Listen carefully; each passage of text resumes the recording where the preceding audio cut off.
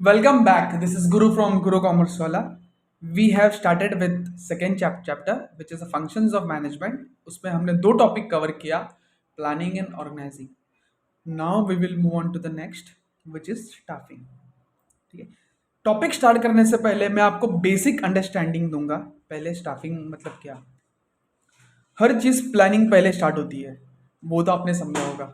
ठीक है. प्लानिंग के बाद धीरे धीरे ऑर्गेनाइजिंग में आते हैं. ऑर्गेनाइजिंग के बाद we will come to the staffing. ठीक है. प्लानिंग में जो डिसाइड हुआ है ना, वो ऑर्गेनाइजिंग और यहाँ पे भी वही प्लान होना चाहिए. ठीक है. अगर जो प्लानिंग में डिसाइड हुआ वो यहाँ पे फॉलो नहीं हुआ तो प्लान करके मतलब क्या. थोड़ा ऊपर नीचे होता है तो वो चल जाता है, बट स्टाफिंग में जो प्लान किया है उसके अकॉर्डिंगली चलना पड़ेगा.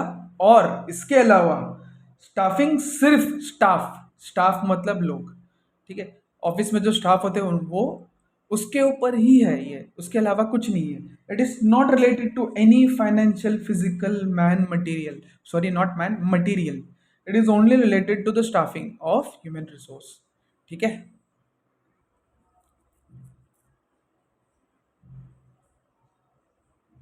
एक एग्जांपल मैं आपको देता हूँ. हमने ऑर्गेनाइजेशन चार्ट में समझा था, अमिताभ जी मैनेजर है, नाना पाटेकर मैनेजर है. तो स्टाफिंग में क्या होता है, अमिताभ जी ये सबको मैनेज करेंगे, इनको ही मैनेज करना है. मतलब इनको रिक्रूट करना है, इनको सेलेक्ट करना है, इनको कुछ इनका पर्सनल प्रॉब्लम है तो उनसे बात करके सॉल्व करना है. समझो किसी का घर में कुछ इमरजेंसी इशू आया तो ये सब सारे मैनेजर्स इनसे बात करेंगे. ठीक है. इनको समझाएंगे. और कुछ इशू आता है, छुट्टी पे भी जा सकता है ना कोई भी. अगर कोई छुट्टी पे जाते हो इसका कोई भी छुट्टी पे गया वर्कर, इनका बैकअप क्या होगा. ठीक है. ये सब इनको मैनेज करना है, इनको प्रमोट करना है, अच्छा पगार देना है, अच्छा काम किया तो रिवार्ड्स भी देना है, इंसेंटिव बोनस वो सब भी देना है. तो ये सारा चीज़ क्या होता है, स्टाफिंग में आता है. ठीक है. अब हम जो बुक में लिखा है ना वो पढ़ेंगे, उसको समझेंगे अच्छे से. Staffing. Staffing execution according to the plan and structure. Staffing function is execution, जो एग्जीक्यूशन अकॉर्डिंग टू प्लान, जो प्लान में डिसाइड हुआ था वही है ना दोस्तों. जो प्लान में डिसाइड हुआ था वही होना चाहिए. और ऑर्गेनाइजेशन स्ट्रक्चर, स्ट्रक्चर मैंने बताया ना, अमिताभ जी फिर उसके नीचे नाना, ये सब लोग थे, वो स्ट्रक्चर है, वो हायरार्की, वो इसी तरह से फॉलो होना चाहिए. Staffing process is attracting, recruiting, attracting मतलब एम्प्लॉयज को बुलाना, रिक्रूटिंग मतलब एम्प्लॉयज को हायर करना, सेलेक्टिंग, सेलेक्टिंग मतलब बेस्ट सेलेक्ट करना, जो जिसका जहाँ पे स्किल्स है, प्लेसिंग, अगर सेलेक्ट करने के बाद ऑर्गेनाइजेशन के अंदर प्लेस करना, मतलब अगर उनको सेलेक्ट किया तो उनको काम पे बुलाना, काम पे बुला लिया, फिर उसके बाद अप्रेजिंग, अगर काम अच्छा कर रहे हैं तो उनको अप्रेज करना. ठीक है. अप्रेज, काम भी अच्छा कर रहे हैं तो उनको सैलरी भी देना, रेम्यूनरेटिंग मतलब सैलरी देना. फिर डेवलपिंग, अगर काम अच्छा, और उनसे एक्सपेक्ट करना है कि और आप कहाँ कहाँ अच्छा कर सकते हो, कहाँ कहाँ इंप्रूवमेंट ला सकते हो, ट्रेन करके डेवलप करना उनको. ठीक है. और रिटेनिंग, ये भी श्योर करना, रिटेनिंग मतलब क्या, वहाँ रहे, रिटेन रहे. ठीक है. कहीं छोड़ के ना जाए, अगर वो अच्छा काम कर रहा है तो वो रिटेन रहेंगे. ठीक है.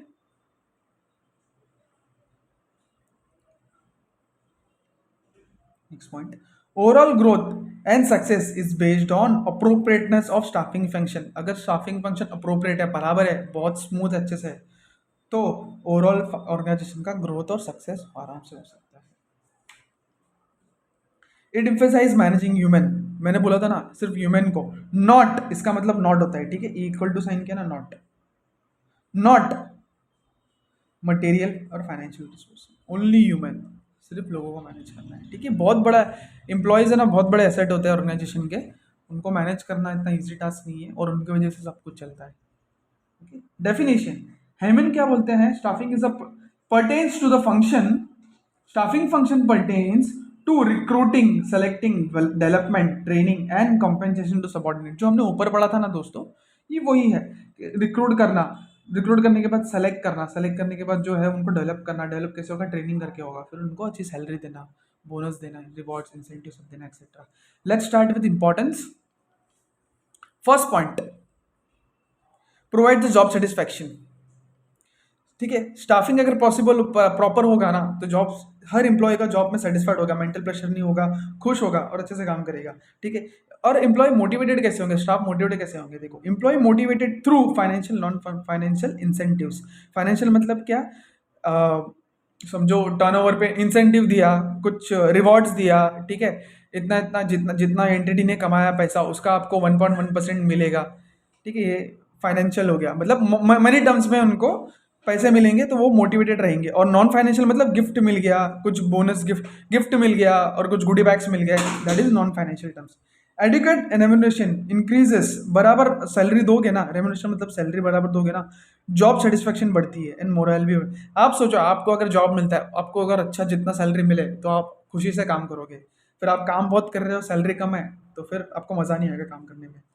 जॉब सेटिस्फैक्शन फैक्टर्स, तीन चीज़ होती है। जॉब सेटिस्फैक्शन किस में होता है, एम्प्लॉय को अच्छी ट्रेनिंग मिले तो वो खुश रहेगा, क्योंकि वो सीखेगा और वो काम अच्छे से करेगा, ठीक है।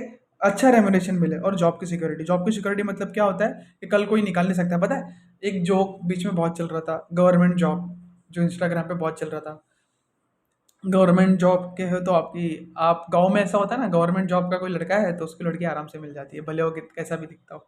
जोक्स अपार्ट, समझने के लिए तो जॉब सिक्योरिटी, गवर्नमेंट एंटिटीज है जितनी भी, वहाँ पे जॉब सिक्योरिटी बहुत होती है, तो यहाँ पे भी जॉब सिक्योरिटीज होनी चाहिए कोई भी एंटिटी में। फॉर एग्जाम्पल बिग बाजार में भी होनी चाहिए। Helps in effective use of technology and other resource.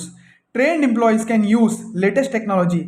ठीक है, अगर ट्रेंड होंगे एम्प्लॉय, अगर एम्प्लॉय को ट्रेनिंग भी हम देते हैं ना, तो टेक्नोलॉजी के ऊपर भी ट्रेनिंग देना चाहिए। लाइक कंप्यूटर्स हो गया, कंप्यूटर्स में किस तरह से ऑपरेट करना चाहिए, ठीक है। क्यों, अगर वो अच्छे से सीखेंगे ना तो फटाफट काम करेंगे, ठीक है। कैपिटल मनी को कैसे हैंडल करना चाहिए, मटेरियल, ठीक है, मटेरियल का क्वालिटी क्या होगा, उनको उसमें भी ट्रेनिंग। और मेथड्स ऑफ वर्क, किस तरह से मैंने मेथड बताया था ना, स्टिचिंग पहले, बाद में क्लीनिंग क्लोथ्स को, ठीक है, फिर पैकिंग, ऐसा, ठीक है, which result in to effectively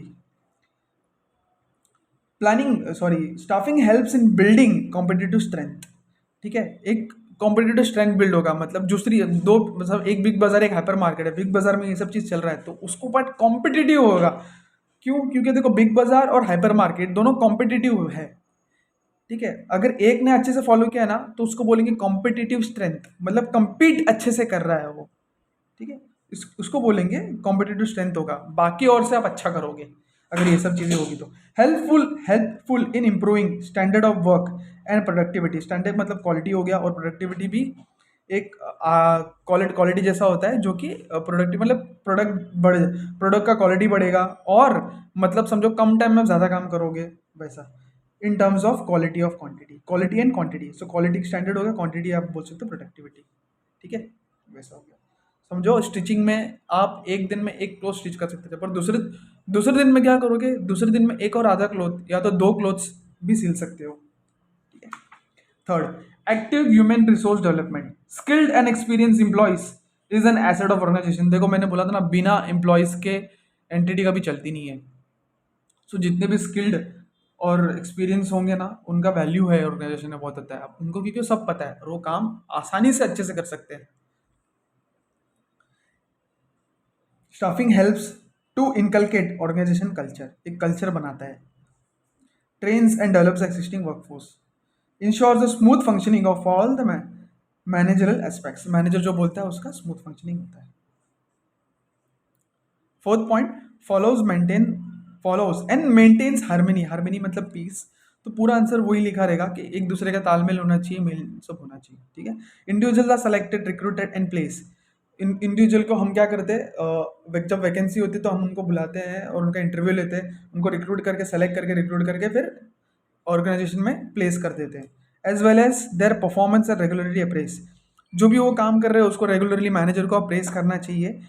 फिर उसके बेस के ऊपर promotion given on the basis of merit. जो अच्छा काम कर रहा है उसको प्रमोशन मिलेगा, ठीक है। इसीलिए वो इसको बोलते हैं maintain harmony. Above criteria met and duly communicated to the concern employees. देखो अगर यहाँ पे क्या बोलता है ये, अगर एम्प्लॉय अच्छा काम कर रहा है तो उसको कम्युनिकेट करो, और नहीं अच्छा कर रहा है ऐसा मत बोलो कि तुम खराब कर रहे हो, नहीं, आप इम्प्रूव कर सकते हो इसको। तो वो भी मोटिवेटेड रहेगा और वो खुश रहेगा कि हाँ नेक्स्ट टाइम मैं अच्छे से काम करूंगा, यहाँ पे इम्प्रूव करूंगा। जो लो लेवल के एम्प्लॉयज खुश होकर फिर वो अच्छे से काम करेंगे। Bring peace and harmony in organisation.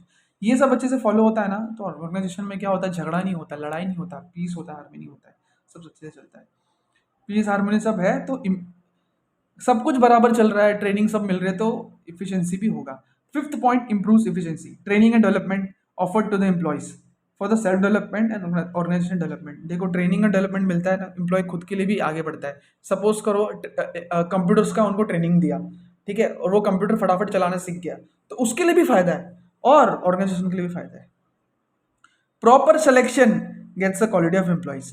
अभी जो समझो समझो अभी सिलेक्शन मतलब क्या, जो एम्प्लॉय जो पोजीशन प्लेस के लिए डिजर्व करता है, समझो इसको जो एम्प्लॉय जो प्लेस के लिए डिजर्व करता है वही एम्प्लॉय उसके लिए सेलेक्ट होना चाहिए।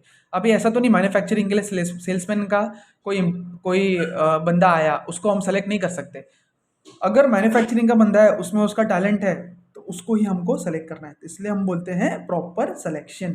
फिर उसमें प्रॉपर ट्रेनिंग भी मिलती है। हर बंदा कोई 100% परफेक्ट नहीं होता, ठीक है। ट्रेनिंग उसको भले उसको मैन्युफैक्चरिंग में माहिर हो, किसी में माहिर हो, तो उसको ट्रेनिंग की ज़रूरत पड़ती है। Okay. Performance level of employees will be improve, training मिलेगी तो इम्प्रूव होगा। फिर ये सब मिला के फिर एफिशिएंसी होगा।